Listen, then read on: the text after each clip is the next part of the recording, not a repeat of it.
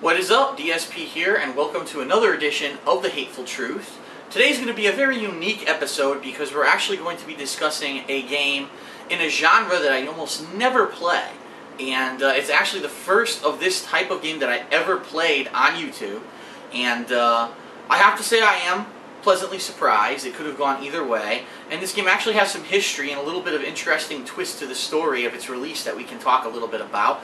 So the game that I'm talking about is Motorstorm Apocalypse, and it is for the PlayStation 3. It is a PlayStation exclusive. Now, what is the story behind this game? Basically, what ended up happening, it was supposed to be released early this year. I believe within the first, I think it was either maybe like April-ish, March or April-ish, it was supposed to be released worldwide. And unfortunately, as everyone knows, there was a very bad tsunami in Japan that ended up, making thousands of people lose their lives and did so much damage, almost had a nuclear reactor go off because of it, and it was a mess. It was a very bad natural disaster. And as a result of that, I don't think it was the developers, but the publishers of this game, at least in Japan, they kind of sat down and said, you know what, we're not going to release this game. And we might say, well, what does it have to do with this game? Like, it's a video game. What does it have to do with the tsunami? Well, the premise of this game is that there's an isolated city, say for example Manhattan, and I think that's really what they were trying to hint at, that it was either Manhattan or maybe it was somewhere, a city in California, something like that. And there is a gigantic earthquake that destroys the entire city, which creates martial law, and the whole premise of the game is that there's a group of radical or extreme racers that are going to this island against the rule of the government, and who says that basically it's a condemned zone, don't go there, because they want to do some crazy, insane, life-risking races. And so you can kind of understand why a game like this, during an actual real tsunami, could be a little bit offensive, if not taken the wrong way. So, in Japan at least, it was announced that this game would be delayed in its release at least a few months. And so the game ended up being delayed, and then America followed suit and said, okay, we're actually going to delay the release as well. Europe just didn't give a shit, and they released it anyway without any delay. So Europe actually ended up getting this game several months before everyone else in the rest of the world did. So it was kind of funny because some people had it and there was footage all over the internet, people were reviewing it, but the game wasn't out anywhere in America or in Japan, so no one could get their hands on it. But anyway, that's just a little bit of backstory. So, Motorstorm Apocalypse, what exactly is it like? Well, the racing mechanics itself, it's definitely not a simulator, that's for sure. This is not a Gran Turismo, okay? It's more of an arcade style racing game. And depending on what vehicle that you pick, it drastically will change the handling, the speed, the different mechanics of how you drive that particular car or bike. And there is a boost mechanic that during certain periods of time, especially on straightaways is when you would want to do it, you hold down a button to speed up, and then you can also obviously brake. There's a handbrake. It's pretty standard driving fare, and there's really not a lot to it. It's not overly complicated. There's no items or anything. Like, it's not a Mario Kart racer where you can throw stuff at your opponents. It's definitely not like a Twisted Metal where there's combat, although there is actually a shove button that basically lets you move your car left or right and shove someone into the wall and make them wipe out, okay? So it's a pretty simple game. The only other really complication of the racing itself is that there's actually a overheating mechanic, so you don't overboost. And if you boost too much, your car will explode, and then you have to reset yourself to the track. And also there is water on certain stages, where if you're about to overheat and you hit the water, you'll instantly cool yourself down, which allows you to do increased boost.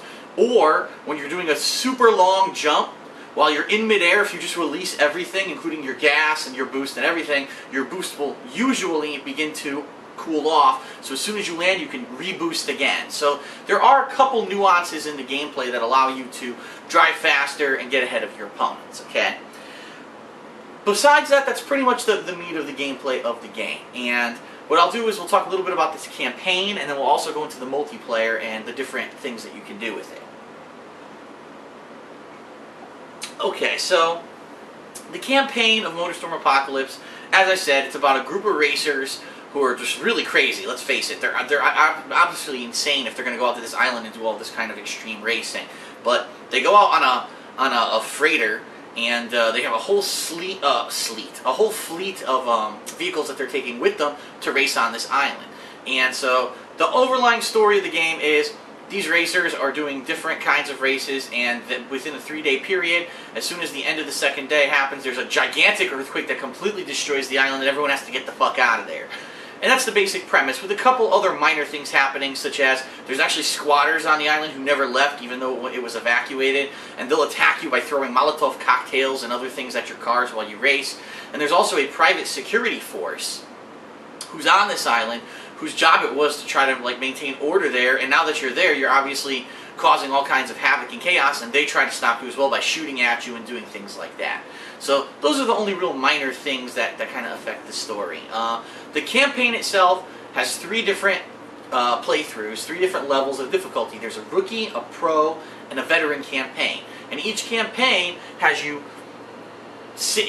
become the role of a certain level racer. So obviously the rookie will have a up-and-comer, pro has a guy who's a little bit more experienced, and then veteran has the guy who's the leader of this gang of people, these crazy racers who are going to the island to race. And the way it works is basically you will begin a race with a preset vehicle, meaning during the campaign you cannot select your vehicle whatsoever. Every single race that you enter, they pick it for you, and there's really no way around that. And it could definitely change the gameplay. Like, for example, some tracks would really lend themselves more to, say, a motorbike, but the game might give you a heavy truck, and because you're in this truck, it's really hard to maneuver, it's really hard to keep up with everyone, some turns are harder, and so the game tries to challenge you, not necessarily so much with the driving itself, but giving you sometimes, literally on purpose, giving you a bad vehicle for that track. Now, besides that, there's a couple things in the gameplay that progress the story. There is a actual bunch of cutscenes that go between each race that keep the game moving, and it's nice to have a little story. Now, some of them are just silly, but some of them progress a pretty interesting story of these characters that you get to know over the course of the game. There's also some other things going on, like there's a reporter on the island, and he's filming and documenting everything that's happening there, and he's part of the story. So it's actually interesting to have a racing game like this have a couple interesting stories involved. That's a nice touch. But the gameplay itself is pretty basic. You're not going to want to look here if you're looking for levels of nuance or to be a master level racer or anything like that. It's pretty straightforward. The race starts, you race, don't fuck up and hit anything. Try to stay away from the other racers because they're going to probably bully you off the track, and basically handle your vehicle however well it's handled depending on which vehicle you're riding. You know, bikes have extremely good handling, extremely good speed, but they're weak as hell. So if you even ding the side of a wall, or if someone just so much as brushes up against you, you're going to wipe out. As opposed to a heavier truck, which might have a little bit less speed, a little bit worse handling, but you can use it to bully everyone off the road. So I do like the fact that every vehicle seems unique, feels different, and that you can actually master a certain type of vehicle to do well on certain tracks. So that's pretty much it. You beat these 3 single-player campaigns. As you do it, there's some other things that you try to do while you're playing. For example, there's cards that are on the tracks, and as you get them, you unlock concept art and stuff like that. Obviously, if you get all the cards, eventually you're going to get things like trophies that you'll unlock on your PlayStation 3. So there is some additional gameplay, I guess I would say, but not really. I mean, it's more like just collecting items as opposed to really looking to make the game deeper than it already is. Once you beat all 3 of the single-player campaigns, that's pretty much it for the single-player game. There's nothing really else to do. So there's a lot. It is interesting, and the campaign, depending obviously on how long it takes you to beat them, that's going to be the thing. Like, if you're really good at the game, and you could probably beat the entire campaign, all 3 of them, in, I don't know, I'd probably say 5 to 6 hours, if not less. But if you wipe out a lot, if you're not very good at racing games, which is pretty much what I'm describing as myself, because I rarely play racing games, and you have to replay the races a lot, it's going to take you a lot longer. Each campaign, I believe, has around 10 races. I'm trying to remember off the top of my head, and I think it's between anywhere between 8 to 12, so that's why I said 10 as an average, with a prologue race showing the beginning of the story, and also an epilogue race which closes out that character's story. So, again, pretty cool. It stays with the idea that this is a 3-day period where there's a racing festival, these crazy people going to the island, and all of their experiences while they're there. That being said, I have a couple gripes with the campaign of this game. And I would say, number one, the game even though you're playing campaigns that say rookie, pro, and veteran, that doesn't necessarily mean that the pro races are harder than the rookie races, or even that the veteran races are harder than the rookie races, or that all the rookie races are easier than everything else. That's actually not true. What I found is that some of the hardest races in the game were carefully placed throughout each campaign, and it was really because the game gave you a really shitty vehicle for whatever race you were racing. So, you know, you're on a track that really caters to bikes. They give you a heavy-ass vehicle, like a truck, but everyone else has bikes. So everyone else is faster than you, and obviously you're going to have problems trying to catch up and win that race. And it is important to say, which I have not said yet, that you don't have to win every race to progress in the campaign. You have to qualify, which means if you're in the rookie campaign, you have to get top 5. If you're in the pro or veteran campaigns, you have to make top 3 in those races. That's how you have to place in order to progress to the next one, unlock the next race. But yeah, I mean, there's a couple other things too. Just some really cheap stuff. For example, like sometimes you'll just be driving, you'll be perfectly fine, and all of a sudden the computer comes out of nowhere, like literally out of nowhere, and will just destroy your ass. Like, for example, there were plenty of times in my campaign experience where I was driving, and all of a sudden, computer speeds up super fast next to me, pushes me into the wall, dead. Now I have to sit down on the track again, and I'm usually a bunch of cars back, and it's like, what the fuck? There's nothing I could do there. You know, I was making a turn, and the computer comes out of nowhere and wrecks me. It's ridiculous. And there were some other things that are just ridiculous as well. Like, there are multiple paths, obviously, on these races. It's pretty crazy, the mechanics that they put into this game, just the way that the track actually changes in a lot of cases during the different laps because this earthquake is going on. Things are constantly changing and moving around you. So you might have a ramp for the first 2 laps, and on the 3rd lap it gets blocked off, and you might say, uh-oh, I didn't know that, and you drive it into a fucking wall. And other paths might open up due to this earthquake and how it's taking effect of the terrain. But sometimes it's just really annoying. Like, I would be on the ground, all of a sudden the computer flies out of nowhere from a higher jump, lands on top of me, sandwiches me, I'm dead. And then I have to respawn, and now I'm 10 cars back. And it's like, what the hell, man? It's just ridiculous. And a lot of the times the AI is ridiculous. One thing that I really found annoying was sometimes, unlike a game like, let's say, Super Mario Kart, okay, which is an arcade-y style racer, but there's items and things to keep people from constantly being in the lead. What this game suffers from is if someone is in first place and all of a sudden the guys in 2nd and 3rd place wreck, if that guy in first place never fucks up, he will win the race. So as long as he drives well, he wins instantly. There's nothing to hold him up. There's no items to stop him. There's no auto-correction in the game that allows other people a chance to catch up. And what I found is during the campaign that was happening a lot, where I'd be in like 5th place, then I get to 2nd place, and I'd be like, where the fuck is the guy in 1st? And then when I finally qualified for the race, the guy was like 60 seconds ahead of me. It's like, what the fuck? So you tell me the guy never hit a bump, never had a problem, no one ever hit him because he just wins the race a minute in front of everyone. It's kind of ridiculous. Another problem I think the game has is the respawning, okay? A lot of the times what I found is when you wreck your car, when it respawns you, sometimes it'll put you back a couple spaces, which makes sense, but sometimes it actually jumps you ahead. And I'm not even kidding. I'll be in 5th place, I wreck, now I'm in 2nd. How does that make any sense? Why does the game jump you ahead? And I actually found that I think that it does that a lot with the computer, because I'd be passing a bunch of dudes, and it would say I'm in 3rd place, then all of a sudden it says I'm in 5th, and no one passed me, so how am I in 5th? I think what's happening is the game is spawning people ahead of you. So the spawning system does have some flaws. But overall, the experience is a pretty good one.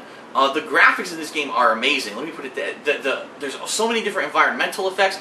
In some places there's tornadoes, there's earthquakes, there's, you know, buildings collapsing while you drive, and the graphics are just amazing every step of the way. The frame rate really never suffers either. The frame rate does stay a steady and high frame rate, which is a nice thing. And one other thing that is worth mentioning, this is one of the few games that actually does output at 1080p, and it says it right on the box. It's true 1080p. So if you have a 1080p television, you can watch it in the highest resolution, as opposed to most video games today only output in 720p. So this actually takes full advantage of your TV, which is nice.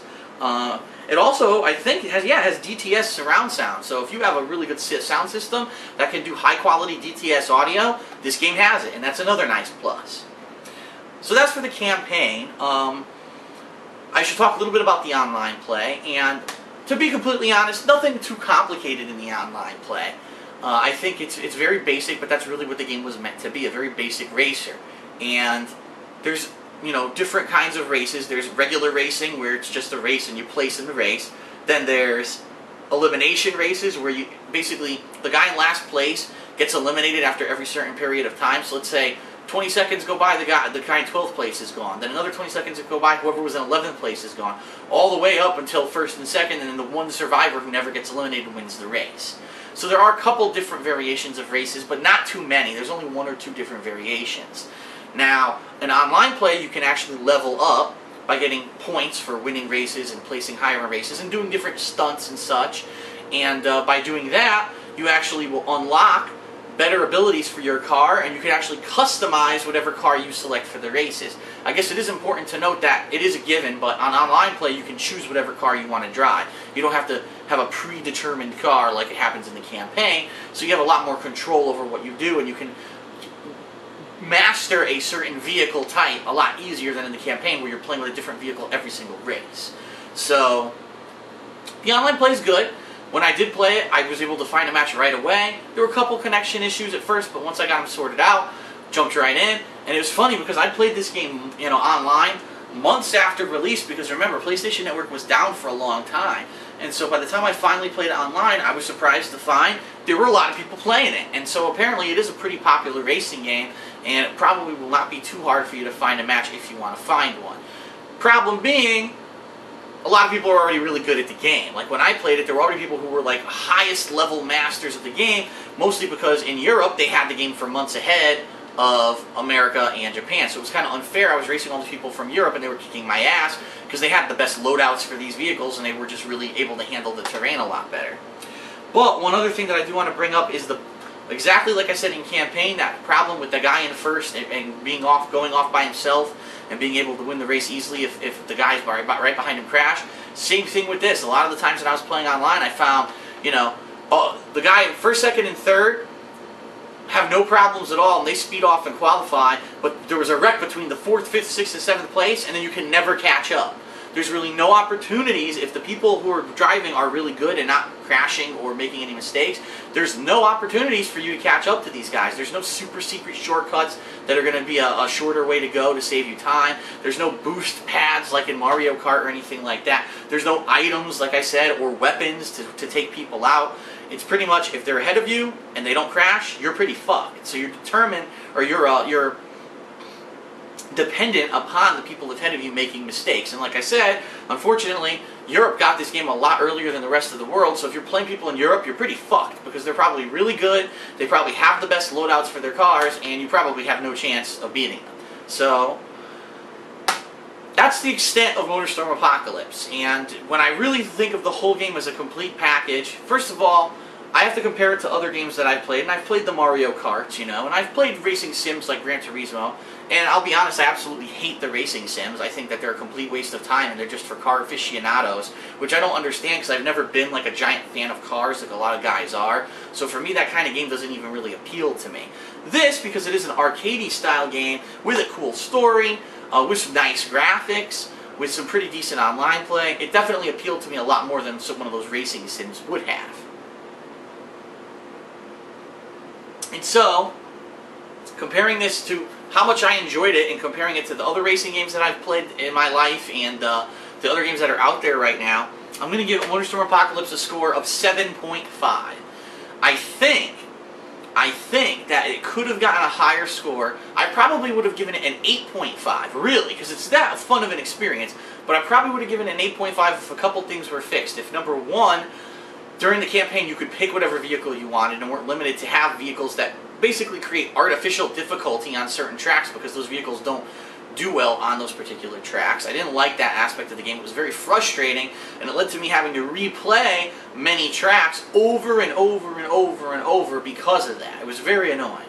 And then, number two, the fact that there's just no way to catch up if the people ahead of you don't make a mistake. And that's, if this were a racing sim, I would say that's perfectly fine, because in real life, guess what? If Dale Earnhardt Jr. gets ahead of you at the Indy 500 and he doesn't make a mistake, unless, you do something crazy, there's probably no way you're ever going to get ahead of him again.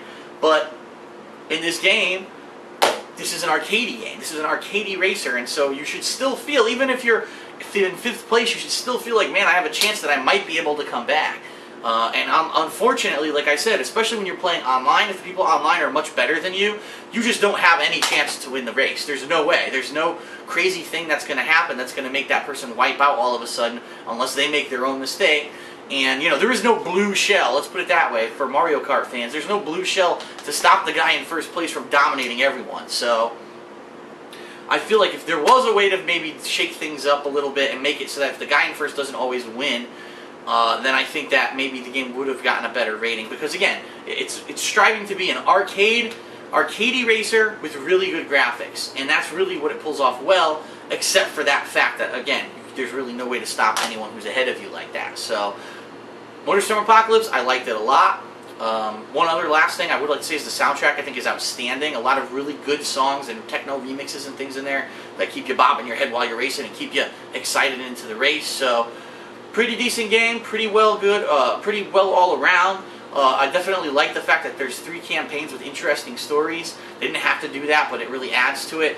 The only thing it's missing is if there was a way to maybe make it an even playing field. If someone wasn't just flying ahead of you and there's no way to catch up online. And also, like I said, the fact that you can't pick your own cars in campaign mode is pretty frustrating. So that's it, Motorstorm Apocalypse. A good racing game. I recommend for everyone to go check it out, even though it is kind of late now. It is months old. But I'm interested to see how this game stacks up against Twisted Metal later this year when Twisted Metal is released. Then we're going to be able to see who is the best arcade racer for this year, and I'm excited for them to go head-to-head. So I'm DSP. This has been The Hateful Truth. Thanks a lot, and I'll see you guys later.